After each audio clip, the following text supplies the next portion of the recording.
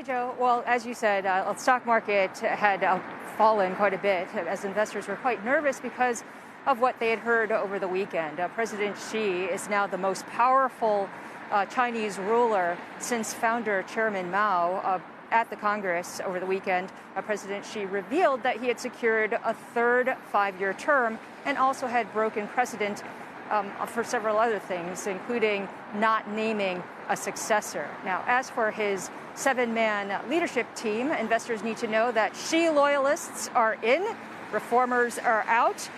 Xi's number two is the man who is the overseer of Shanghai's brutal lockdowns, which has been suggesting to many, including in the market, that the zero COVID policy is not going to meaningfully change anytime soon. Now, Xi's dominance seemed to also include a flex move on one of his predecessors. Ex-President Hu Jintao was abruptly and unceremoniously removed from the Congress towards the end.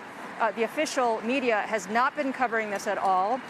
One state reporter tweeted in English, so targeting a foreign audience, that it perhaps is because former President Hu was feeling unwell.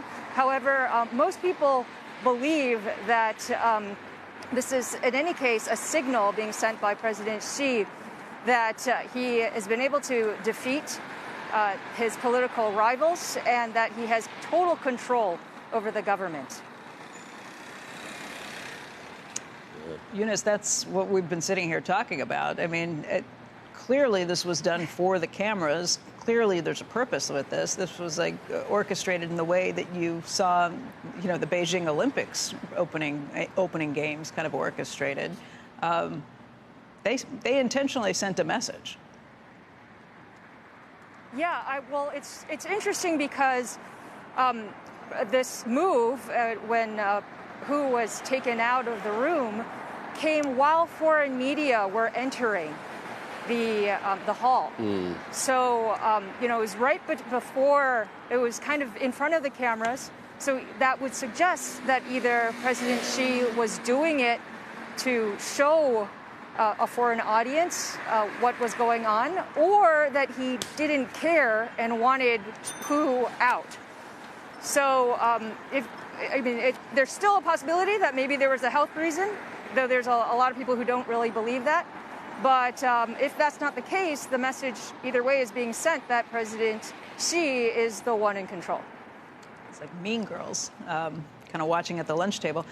Eunice, the drop in stocks, that significant drop, is because, I guess, if you have just one clear leader, there's not going to be any questions, there's not going to be any openness, and anybody who thought, okay, maybe easier days are coming, probably not the case. Look at those drops.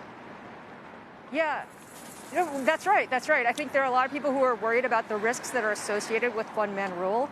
Also, many are just worried about what this elevation of Xi really means for the markets and for many in the private sector, because his approach has been state-led, a lot of influence on the private enterprise. He's been pushing the idea that perhaps there's going to be some sort of regulation on what Beijing considers to be excessive wealth accumulation.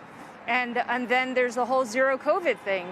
There's so many people here, even though so many people were hoping that they would see some sort of easing on zero COVID, even though walking around, most people don't believe anything like that is going to happen. But there was hope that there might be some sort of opening.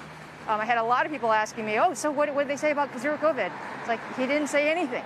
You know, and that's been depressing a lot of people because it's just been affecting so many people's lives. Like, personally, I actually know maybe 4 or 5 people who are in quarantine right now, and I don't know anybody who's ever had COVID.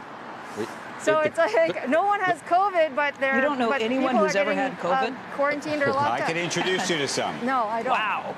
That in itself is such a telling statement about. Not anyone we've I all know. had it. Yeah. I think we've all had it. We have. Yeah. Eunice, the clock's ticking on Taiwan too, and maybe it's maybe we did like a daylight savings reset or something too, because that's closer now. You would think time dilation. Yeah. Well, it was interesting because some other developments that we saw was that he amended the Constitution, so he's established as the core of the party, which we had heard before, but also that Xi Jinping thought is going to be a guiding principle. And that also included his total rejection of Taiwan independence. So that has been suggesting to people that the time frame might be a little bit earlier than previously thought of what China would say is a reunification, but what the people in Taiwan would say would be an attempt to unify Taiwan to the mainland. Eunice, thank you. We will speak with you again soon. All of these issues are kind of front and center and will be continued.